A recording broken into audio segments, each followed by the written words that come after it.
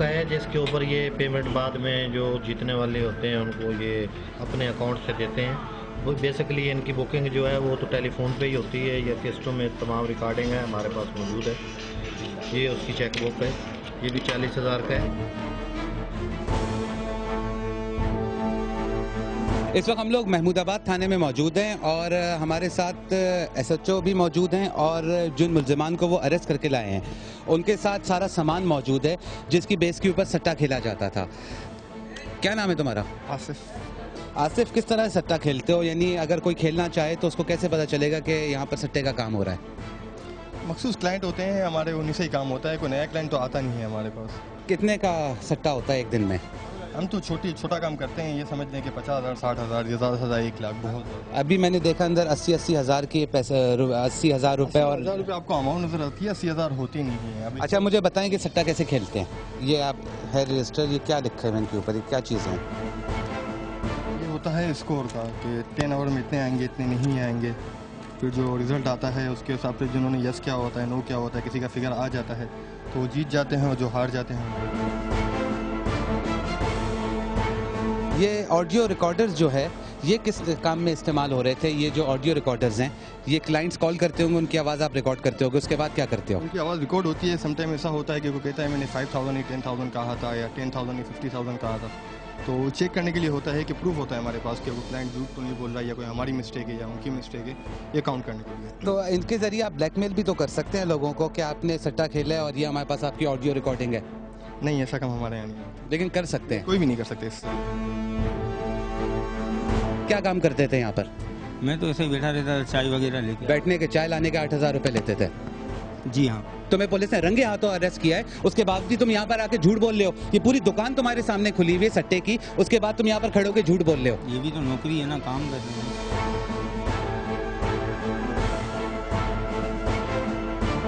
क्या काम करते हो? कंप्यूटर पे होता हूँ। किस हवाले से फीडिंग की है? कौन कितने जीत रहा है, कौन कितने हार है, पाकिस्तान वेस्ट इंडीज के ऊपर। कितने जीते? जीते कहाँ थे? फिर क्या हुआ था? 1,00,000 1,50,000 रुपए हुए थे कब।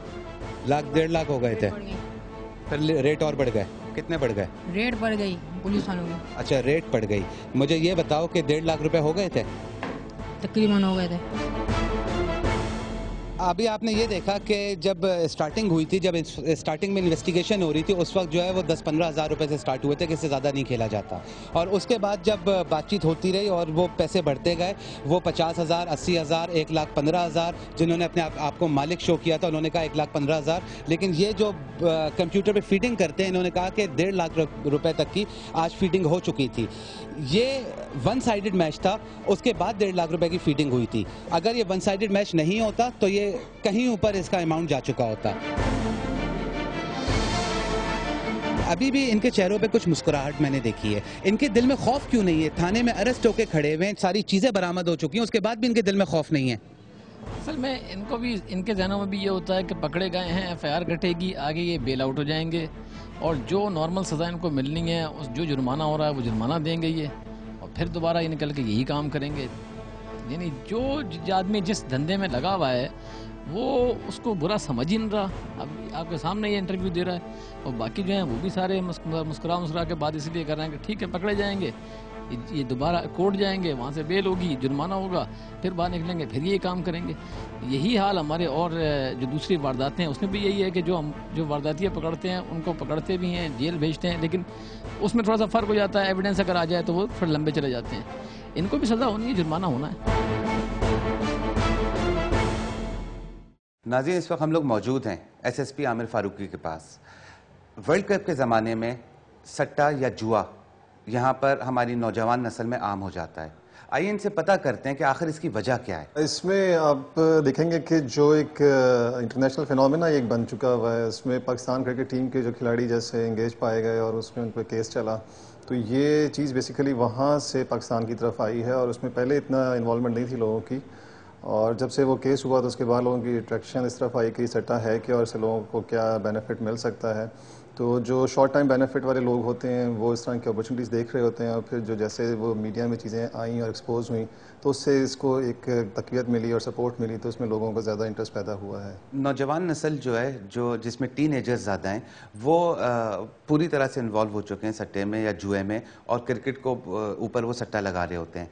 ये नौजवान नस्ल इस काम को गलत बिल्कुल भी नहीं समझती, और बल्कि इवन इन्होंने अपने घर पे ये कहा होता है कि हम ब्रोकरेज हाउस में काम कर रहे हैं या स्टॉक्स पे काम कर रहे हैं। बिल्कुल, वो क्योंकि एक क्रेज़ डेवलप हो चुका है ये, तो जब इसको पूरी दुनिया इसके अंदर इन्वॉल्व हो रही है और फिर इतना बड़ा एक इवेंट हो रहा है क्रिकेट वर्ल्ड कप का, तो डेफिनेटली उसका असर पाकिस्तान पे तो आएगा। उसको कंट्रोल करना, उसको मिनिमाइज़ करना, वो फिर गवर्नमेंट का और जो गवर्नमेंट के इदारे हैं उनका काम है। इसमें FIA का बहुत एक मेजर रोल बन सकता है कि वो सारी चीज़ों को ट्रेस करे कि लिंक्स कहाँ कहाँ बनते हैं और कहाँ से ये चीज़ें ट्रांसमिट होती हैं, ताकि उसको भी वो एक्सपोज करें। और घर वाले डेफिनेटली वो उस चीज़ को डिस्करेज करें, स्पोर्ट्स को स्पोर्ट्स रहने दें, उसको एक सॉर्ट ऑफ मैच फिक्सिंग ना करें, क्योंकि इसमें मोस्टली फिर मैच फिक्सिंग भी इसी वजह से होती है। सट्टे के हवाले से आप नौजवान नस्ल को क्या मैसेज देना चाहेंगे? मेरा मैसेज सिंपल है, उसमें देखें कि पूरी कौम जो है उसमें मेजॉरिटी आई थिंक 99% लोग जो है दुआ मांग रहे होते हैं।